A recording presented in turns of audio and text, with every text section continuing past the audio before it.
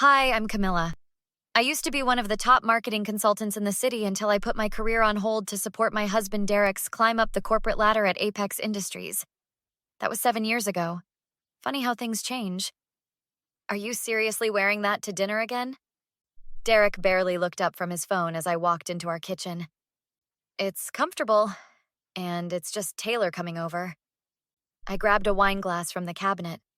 My college bestie had stuck by me through everything, including this increasingly tense marriage. Whatever. Just make sure you wear something decent to the gala next week. Marcus will be watching. Marcus, my husband's boss, and possibly the most manipulative person I've ever met. The man who dangled promotions in front of Derek like carrots, turning my once supportive husband into someone I barely recognized. The doorbell rang, and I practically ran to answer it. "Girl, you look exhausted."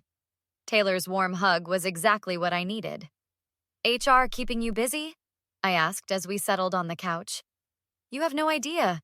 The CEO's been breathing down everyone's neck about the quarterly reports." "Jordan's actually coming to the gala, right?" I tried to sound casual, but Taylor knew me too well. "Planning your comeback, aren't you?" She grinned. "Yes, Jordan Crawford will be there. And he's actually a decent human being, unlike some people around Apex." "Keep your voice down," I whispered, glancing toward the kitchen. "Has Derek been any better?" I shook my head. 7 years of putting his career first, and he still acts like I'm the one who owes him. You know who else will be there? Elena, Marcus's wife. The famous trophy wife I've never met? She's actually pretty cool. Just trapped, kind of like you. Derek walked in, his face lighting up with fake charm. "Taylor, how's life in HR? Any dirt on who's getting promoted next quarter?" "You know I can't discuss that, Derek." As they talked, my mind drifted to the gala. Maybe this was my chance to reconnect with people in the industry, to remind myself who I was before becoming Derek's support system. Later that night, after Taylor left and Derek retreated to his home office, I opened my closet to assess my options for the gala.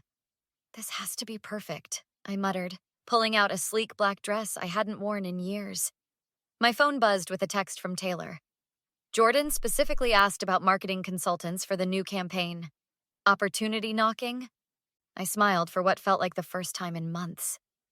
The Apex charity gala wasn't just a social obligation anymore. It was my chance to reclaim my identity.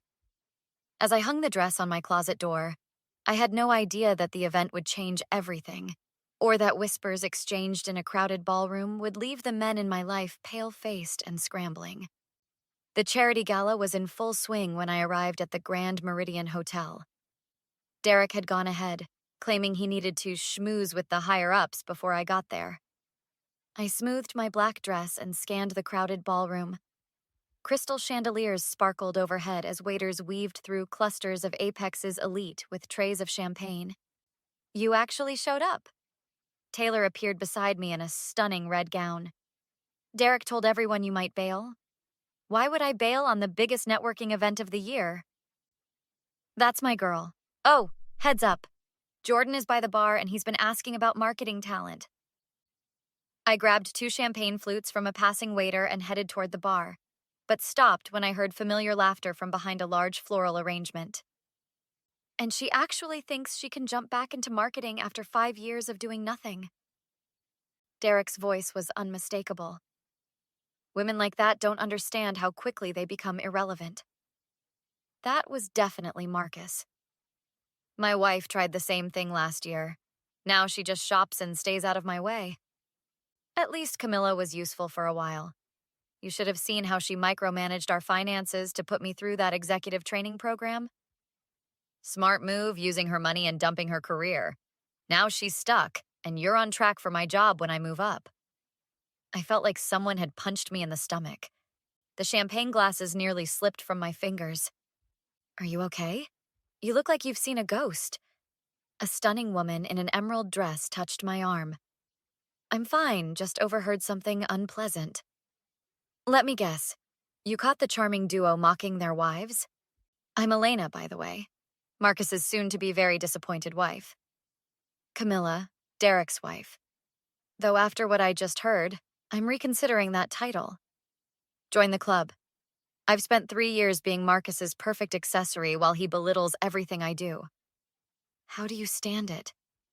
I didn't know there was an alternative until recently. Elena glanced around before lowering her voice. Did you know our husband's department has been under internal review? Before I could respond, Taylor appeared with a concerned expression. There you are, I need to speak with you. Privately. We stepped onto a deserted balcony, the cool night air a relief from the stuffy ballroom. Derek and Marcus have been falsifying performance reports for the past year. The numbers they've been presenting to Jordan are completely fabricated. How do you know this? HR sees everything, honey. They've been taking credit for other departments' successes while blocking promotions for anyone who might threaten them. 3 talented people quit last month because Derek sabotaged their projects. I leaned against the railing, trying to process this information. There's more. The big campaign they're being praised for tonight? It was actually developed by the junior team. They stole the concept and presented it as their own.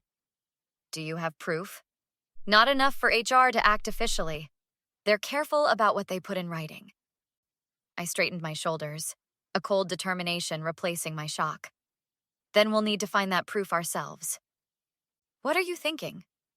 Taylor looked both worried and intrigued. I'm thinking it's time I put my investigative skills back to work, starting tonight. The morning after the gala, I was scrolling through emails when Derek stumbled into the kitchen, hungover. Coffee's in the pot. Sign these papers for the bank. I slid a folder across the counter, hiding a second folder underneath. What's this for? He scrawled his signature without even looking. Just quarterly statements. By the way, your email is still logged in on the family computer. He froze. Log out of it. You don't need to be in my business emails. Wouldn't dream of it. I smiled, already having forwarded the incriminating messages between him and Marcus to my private account. Later, I met Elena at a cafe far from Apex headquarters. I've got Marcus's login information. Elena slid a sticky note across the table. The idiot uses the same password for everything. Perfect. Look what I found. I showed her the emails.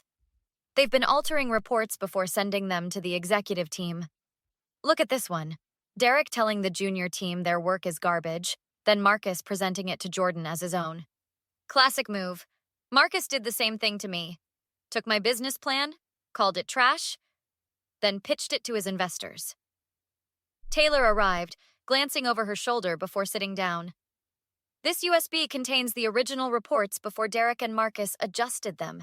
You didn't get it from me. You're taking a huge risk, I said. Worth it. Those two have created a toxic environment. Besides, Jordan deserves to know what's happening in his company. That week, Derek mentioned his upcoming presentation while tossing his jacket on the couch where I was working. Don't wait up Thursday. After my presentation, Marcus and I are taking Jordan out to celebrate. He approved our expansion proposal. The Singapore expansion? Based on your department's numbers? Obviously. Why do you care? Just curious.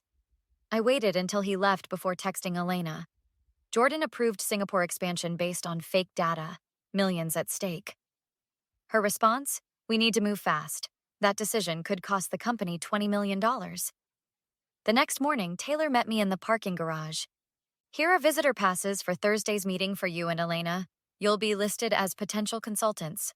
I've reserved the conference room next to the boardroom for you. How do we get into the actual meeting? Jordan always invites department consultants during the second half. Your names are on that list. Thursday morning, I packed my evidence into a portfolio case. Derek had left early to finalize details with Marcus. In our bathroom, I applied makeup with careful precision, choosing the same lipstick I'd worn in my consulting days. The woman in the mirror looked focused, determined, nothing like the supportive wife who'd faded into the background. My phone buzzed with a text from Elena. Ready to take down some egos? I smiled. More than ready. See you in an hour. The Apex executive boardroom buzzed with anticipation as Derek and Marcus stood confidently at the front, displaying glossy charts on the projection screen. As you can see, our department has exceeded targets by 43% this quarter. Derek pointed to a particularly impressive graph. Marcus nodded smugly. The Singapore expansion projections show potential returns of 30% in the first year alone. From my seat near the back of the room, I exchanged glances with Elena. We'd arrived 15 minutes earlier with Taylor, who had smoothly introduced us to several board members as marketing consultants observing today's meeting. "Any questions before we move to the next department?" Jordan asked, looking genuinely impressed. "Actually, could we take a 5-minute break?" I raised my hand slightly. "I have some relevant information about these projections." Jordan looked surprised but nodded. 5 minutes, everyone." In the hallway, I approached Jordan with my portfolio. Elena stood beside me for support. "Mr. Crawford, I'm Camilla, Derek's wife." I handed him the first document. "These are the original departmental reports before they were altered." His expression shifted from confusion to shock as he flipped through the pages. "The Singapore numbers are completely fabricated. They've been taking credit for other teams' work and blocking talented employees from advancement." "These are serious allegations, Mrs. Winters." "Which is why we have proof." Elena handed him the USB drive. "Original emails, timestamps of altered documents, and testimonials from employees who were threatened into silence." When the meeting reconvened, Jordan stood at the head of the table, his face stern. "Before we continue, I'd like to address some discrepancies in the data presented by Derek and Marcus." Derek's smug smile faltered. "What discrepancies?" "Perhaps you'd like to explain why the original departmental reports show numbers that are drastically different from what you've presented today?" The room fell silent. Marcus shot Derek a warning look. "There must be some mistake," Marcus began. "No mistake. I have the original files, including the ones where you specifically instruct Derek to, and I quote, massage the numbers until they sing." As Jordan continued laying out the evidence, other employees began speaking up. "They took my entire campaign design and claimed it was theirs." A young woman from the marketing team said, "Derek threatened to block my promotion if I didn't let him take credit for the Miller account," added a man I recognized from the gala. After the meeting, Derek cornered me in the hallway, his face ashen. "Camilla, please, you don't understand. I was just playing the game. Everyone does it." "Not everyone, Derek, and definitely not me. We can fix this. I'll be better, I promise." 7 years too late. Expect divorce papers next week. I walked away as Jordan approached Derek and Marcus. "You're both terminated, effective immediately. Security will escort you to clear your desks." 3 weeks later, I sat on Taylor's rooftop patio with Elena, clinking champagne glasses. "To new beginnings," Taylor said, raising her glass. "And to Camilla, Apex's newest marketing director. And to Elena's new interior design business," I added. "Who would have thought?" Elena laughed. "All it took was one whisper to the CEO." "And the courage to finally stand up for ourselves," I said, watching the sunset paint the sky in colors that felt like freedom. "Would you have accepted Derek's apology after years of manipulation and betrayal? Or do you believe some actions are simply unforgivable, no matter how sincere the apology seems?"